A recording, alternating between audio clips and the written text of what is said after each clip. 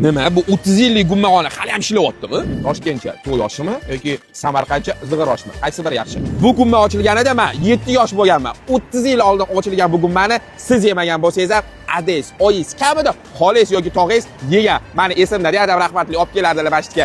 5 tiyin bo'lardi adashmasam. Kommentariya yozinglar nechta pul bo'lgan. Endi bular gummaga qo'shib yengillik qo'shishibdi. Osh ketdi, yeb ko'ramiz. Gummalarning mazasi o'zgarmaganmi? Oshni mazasi qarang. Bismillah. Esimda Adam rahmatli olib kelibchi shu gummadan olardilar. 30 ta 40 talab olib ketardi. 5 ta emasida, sal ko'proq edi-yu. O'sha mazza umuman o'zgarmabdi. Esinglardami gummani ichi bundoq qog'oz paket bo'lardi, cheti bundoq tikilgan. O'shanga solib berishardi. Va, yoshlik-ku. Gummaga bitta alohida like. Endi oshlarni yeb ko'ramiz. Oshni qoshuv deydiganlarni umuman tushunmayman. Haqiqiy o'zbek qo'lda yeydi. Vilka deydiganlarni to'g'risi o'ldirib qo'ydi deyman.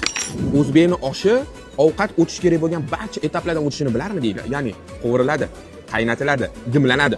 Boshqa unaqa ovqat yo'q. Endi ovqatning mazasiga kelamiz. Xullas, ikkala osh ham yorvaration bo'pti.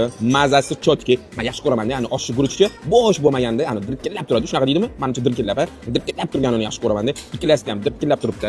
Atmosferani yorvorishdi. Qozonni qaranglar, qozon вообще bitta alohida istoriya. Xullas, gumma yeginglar kelsa, osh yeginglar kelsa, bemalol shotga kelaverasizlar. Men javob uncha-muncha odamga yoqadigan joy. Bilasizlarmi, qo'lda osh yeyish menga juda ham qulay. Mana shu ortig'im bor. Shunda lopatkadek og'zimga itarib yuboradi, kirib ketaveradi o'zi.